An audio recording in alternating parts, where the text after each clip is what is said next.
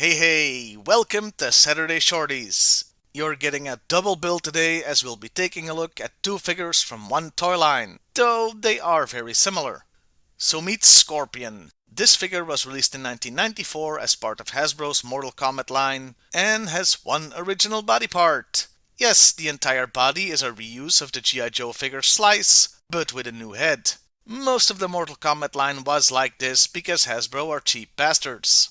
And yeah, you can easily tell who the character is supposed to be, unlike some others from the line, looking at you, Sonia. But you can really tell what restrictions the toy designers were forced to work with. It's amazing they managed to get something decent out of it, really. So, I like this figure. It's a passable Scorpion in the G.I. Joe scale. Of course, since it uses the body of a Ninja Force figure, that means two things. One, he's got a gimmick where the right arm has a spring action feature, called the Scorpion Sting, how original, and there's no screw in the back, so if he needs repairs, that's gonna be more difficult than a regular G.I. Joe figure. For accessories, he came with two swords.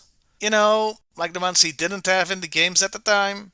You know what he didn't come with? Oh, it's not really important. It's just the most iconic weapon in all of Mortal Kombat, his frickin' rope spear. To quote the ancestral reviewer, what were they thinking? Now, I said this was a double bill, and that's because Scorpion got a new movie edition figure in 1995. Let me ask you, color-wise, what is the thing you associate with him the most? The color yellow, right? Or I guess mustard in some cases. Yeah, so for this version, they painted his mask blue, like the color of his mortal enemy Sub-Zero. And no, I get it. I know why they changed the color. It's the exact same figure as the first in slightly different colors, and they had to change it a bit to justify putting this cash grab out. And to be fair, his mask in the movie wasn't yellow either. It was this dark metallic shade, similar to the magic metal snake that now came out of his hand, just go with it.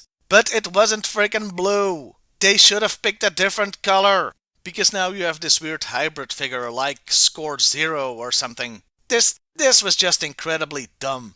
Speaking of dumb, he still has swords for accessories, and now also a giant scorpion? Yeah, remember when he had that in the movie? Me neither. I guess as a stretch you could call it his animality form. Also, still no rope spear. And he has this cloth poncho thing that's supposed to resemble his outfit. It looks cheap and bad, but I'll give them points for effort. And those were Scorpion and Scorpion. One is a decent figure of one of my favorite Mortal Kombat characters. The other is a joke of a cash grab. For more information on Scorpion, there's a frickin' lot out there in various wikis and such. What with how convoluted Mortal Kombat got, he was a specter but came back to life, and then there were two of them running around for a while because time travel. Yeah, you guys have fun with that.